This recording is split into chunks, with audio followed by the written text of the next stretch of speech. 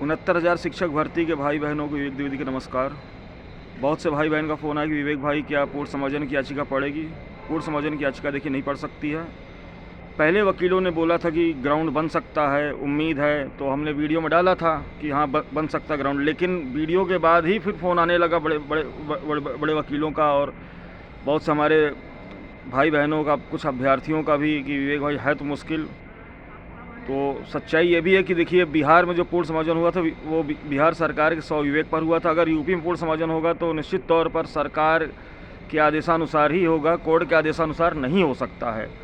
तो ये मान के चलिए पूर्ण समायोजन बहुत मुश्किल है। जो भी होगा कोर्ट के आदेशानुसार ही होगा। कहने मतलब जो कोर्ट में 69,000 का मुद्दा चल रहा है, आरक्षण का, ओवरलैपिंग का मुद्दा, उसी का निस्तारण उम्मीद है, क्योंकि ओवरलैपिंग का मुद्दा 13 मार्च को ऑर्डर आ चुका है। अब जो आदेश आएगा डबल बेंच के, उसके अनुसार ही जो होगा।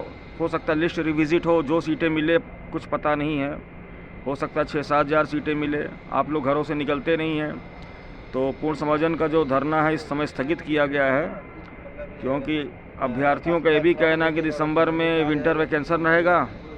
तो सर ऐसा है कि 10 दिन की छुट्टी रहेगी, उसी 10 दिन पे हम लोग आएंगे। तो हमने कहा ठीक है, तो हमने धरना बंद कर दिया है। तो मान के चलिए अब जब भी आप लोग कहेंगे दिसंबर में ही चलेगा। हम ये चाहते थे कि एक बार सरकार पर दबाव बने। अब कम से कम 35,000 की संख्या है। अगर हर भाई बहन ये प्रण कर लें कि हमें अपने घर में नहीं बैठना है, हमें लखनऊ में 10 दिन रहना है, तो निश्चित तौर पर सरकार विचार करेगी। बिहार सरकार ने कैसे पूर्ण समायोजन किया? जब अभ्यर्थी घरों से निकले, आप लोग घरों से नहीं निकलोगे तो कैसे पूर्ण समायोजन होगा? हाँ, एक बात और बताना चाहेंगे कि एक याचिका लखनऊ से और एक याचिका इलाहाबाद से पड़ेगी। जो 6800 का मुद्दा चल रहा है, आरक्षण का मुद्दा, तो जो हमारे ओबीसी एससी या जनरल के भाई बहन याची बनना चाहें वो बन सकते हैं। ये अंतिम मौका है, इसके बाद हम याचिका नहीं डालेंगे। हमारे पास करीब 30 भाई बहन फ़ोन किए थे और वो याची बन रहे, तो हमने कहा एक याचिका डाल दिया जाए अंतिम। तो आप लोगों के लिए अंतिम अवसर है। आरक्षण की याचिका अलग डालता हूँ मैं, जनरल की याचिका अलग डालता हूँ, बता देता हूँ साफ। तो निश्चित तौर पर, क्योंकि हमारे लिए दोनों भाई बराबर हैं।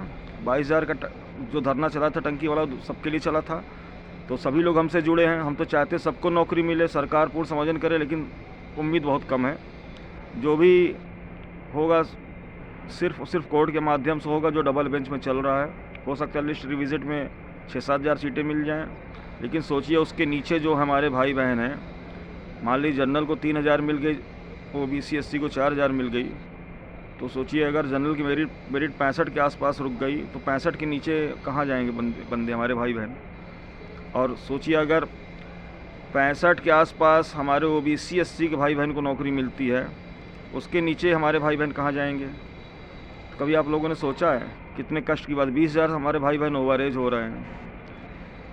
कई अधिकारियों से शिक्षा, और हमने तो शिक्षा मंत्री से ही बोला, कई नेताओं से बोला बीजेपी के, लेकिन सबने यही कहा कि जो भी होगा कोर्ट के आदेशानुसार होगा, हम इसमें कुछ नहीं कर सकते हैं।